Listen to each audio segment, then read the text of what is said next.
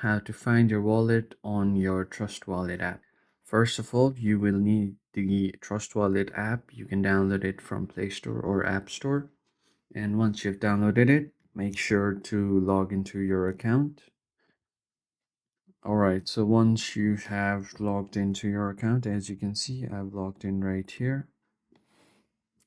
If you want to get your address, so if someone wants to send you any crypto but you don't know where to receive it, just tap on the crypto that you want to receive. And let's say you want to receive this Ethereum, just tap on it and you can see this receive button right here.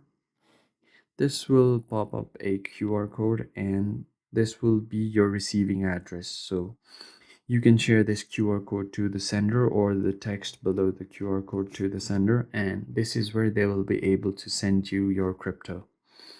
And from there, once you have received the crypto, your balance will be shown at the top right here.